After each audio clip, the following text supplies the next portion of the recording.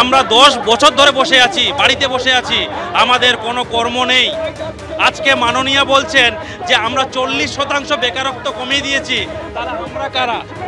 3.5 লক্ষ ফ্রেশার্স পরীক্ষা দিয়েছে, তাহলে তারা কারা? তাহলে আপনারা বলুন 40% বেকারত্ব কোথা থেকে কমেছে? আখড়া হচ্ছে এই ওএমআর, বা প্রত্যেকের ওএমআর পাবলিশ করতে হবে। যতক্ষণ পর্যন্ত আমাদের এই 3 দফা দাবি মেনে না নেওয়া হবে, আমরা আগেও রাস্তায় নেমেছি, আজকেও রাস্তায় নেমেছি, আগামীতেও রাস্তায় নামবো। মিছিল যদি আটকে দেয়, আমাদের যে দাবি সেটা শিক্ষামন্ত্রী অথবা মুখ্যমন্ত্রীর কাছে আমরা পৌঁছাবো। মুখ্যমন্ত্রী যেহেতু কলকাতায় নেই, সেই জন্য আমাদের দাবি নিয়ে আমরা শিক্ষামন্ত্রীর কাছে যাচ্ছি। দেখুন, আমরা দেখা করবে না এটা কোনোদিন হয় না। আজকে যদি কোনো কারণে দেখা না করে, আমাদের এখানে যে অবস্থান বিক্ষোভ এটা সারা রাত অবধি চলবে। এবং প্রতিনিয়ত 4টা যে দাবি ছিল, 1 লক্ষ সিট সংখ্যা করতে হবে, 10 নম্বর আগে দেওয়া যাবে না সহ এরকম আরও কিছু দাবি আছে। চাকরিটা ফ্রেশারদের দিতে চাইনি, তারা চোরদের চাকরি চেয়েছিল। দিদি প্রতিশ্রুতি দিয়েছিলেন ডাবল চাকরির কথা। ডাবল চাকরি দেবেন কি? ডাবল চাকরিটা চুরি করে নেওয়া হচ্ছে দাদা। পরের খবরে আসবো। লক্ষ্য 26। আগামীকাল থেকে ভোটের প্রচারে বিজেপি 13,000 সাংগঠনিক কেন্দ্রে পথসভা করবে বিজেপি। পথসভার মাধ্যমে নির্বাচনী প্রচার শুরু করছে তারা। 5 থেকে 6টি বুথ নিয়ে 13,000 শক্তি কেন্দ্রে করা হবে এই পথসভা।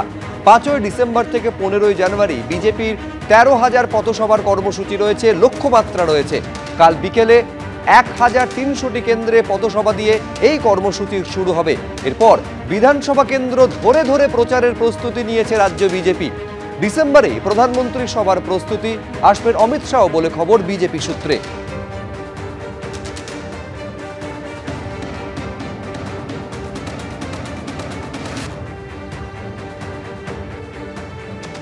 আমরা স্থির করেছি যে বিজেপির দৃষ্টিভঙ্গিতে বিভিন্ন বুথকে নিয়ে 5-7টা বুথকে একত্রিত করে একটি শক্তি কেন্দ্র আমরা গঠন করে সাংগঠনিক কাজ চালাচ্ছি। প্রত্যেকটি শক্তি কেন্দ্রে একটা করে মিটিং আগামী 15ই জানুয়ারির মধ্যে সম্পন্ন হবে, যেগুলো পথসভা রূপে। আর আগামীকাল সেই পথসভার শুরু হচ্ছে। সারা রাজ্যে মোট 13,000 শক্তি কেন্দ্রতেই বিজেপি এই পথসভা করবে। প্রশ্নে পরীক্ষা বিধি, অভিজ্ঞতার জন্য বরাদ্দ 10 নম্বর বাতিল সহ একাধিক দাবিতে ফের রাজপথে এসএসসির নতুন চাকরি প্রার্থীরা। 1 লক্ষ শূন্য পদের দাবিতে স্বচ্ছতা বজায় রাখতে ওএমআর সামনে আনার দাবি। বিধানসভা অভিযান শুরু করেও পুলিশের বাধায় রাস্তায় বসে বিক্ষোভ। 5 সদস্যের প্রতিনিধি দল বিকাশ ভবনে গেল শিক্ষামন্ত্রীর কাছে।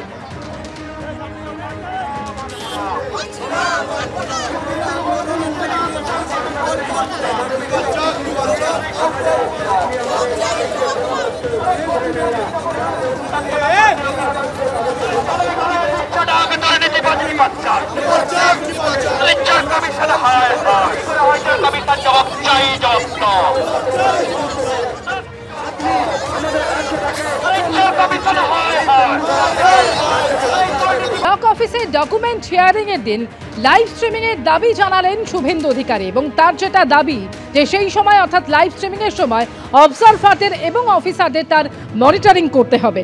হিয়ারিং এর দিন মনিটরিং করতে হবে তাদের, এবং ব্লক অফিসে অধিকাংশ জায়গায় গুন্ডাদের হাতে। এরাই বাংলাদেশি অনুপ্রবেশকারী এবং মৃতদের নাম ভোটার তালিকায় তুলেছেন। খেয়াল রেখে কাজ করতে হবে, এমনই মন্তব্য শুভেন্দু অধিকারী। যে ব্লক অফিসগুলোতে হিয়ারিং হবে, সেই ব্লক অফিসগুলোর অধিকাংশ জায়গায় তো গুন্ডাদের হাতে, এবং যারা হিয়ারিং নেবে এই আর ওরা সানু বক্সিদের মতো, এরাই তো বাংলাদেশি মুসলিম এবং মৃতদের নাম ভোটার তালিকায় তুলেছে। তো স্বাভাবিকভাবে যে লক্ষ লক্ষ আনম্যাচড যারা 2002 সঙ্গে 2025-এর লিঙ্ক হয়নি, তাদেরকে যখন হিয়ারিংয়ের ডকুমেন্ট প্রডিউস করতে বলা হবে, সেটা যদি লাইভ ওয়েবকাস্টিং করে ইলেকশন কমিশনের ইন্ডিপেন্ডেন্ট অবজারভাররা, অফিসাররা না মনিটরিং করেন, তাহলে তো সেই লোকগুলোর নাম এরা রেখে দেবে। এবং ফাইনাল ভোটার লিস্টে 14ই ফেব্রুয়ারি বেরিয়ে যাওয়ার পরে সেটা তো অবজেকশান করা যাবে, কিন্তু কাটাটা খুব প্রবলেমেটিক ব্যাপার, এবং তখন যিনি অবজেকশান করবেন তাকেই প্রমাণ নথি দিতে হবে। কিন্তু এখন ইলেকশন কমিশন যাদেরকে নোটিশ করবে 14ই ডিসেম্বর পরে, নথিটা দিতে হবে তাদেরকেই যারা নোটিশ হয়েছে। 14ই ফেব্রুয়ারির পরে যদি কেউ অবজেকশান দেয়, তখন যে অবজেকশান দিচ্ছে তাকে প্রমাণ করতে হবে। স্বাভাবিকভাবে এই হিয়ারিংয়ে ট্রান্সপারেন্সি না থাকলে অভারতীয়রা এবং ভূতেরা ভোটার তালিকায় থেকে যায়।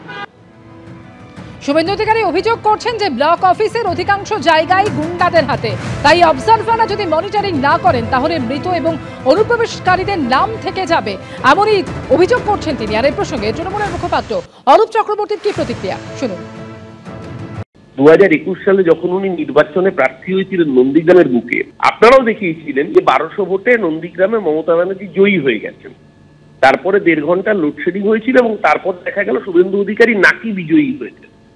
তো উনি কি, আদালতে এখনো মামলা চলছে সেটা নিয়ে, উনি কি সেই সময়ের ওই 1.5 ঘন্টার লোডশেডিং এর সমসাময়িক সময় বা পুরো কাউন্টিং প্রসেসটা সিসিটিভি ফুটেজ লাইভ স্ট্রিমিং চাওয়ার জন্য একবার আবেদন করবেন?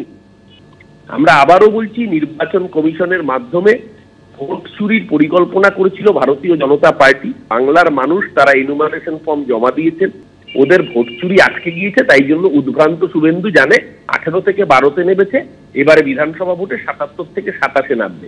তার জন্য এই অর্বাচীন পাগলের প্রলাপ। বাংলার মানুষ ওকে ঘাট ধাক্কা দিয়েছে, এবার বিজেপির থেকে ঘাট ধাক্কা খাওয়ার পালা। এবিপি আনন্দ, এগিয়ে থাকে, এগিয়ে রাখে।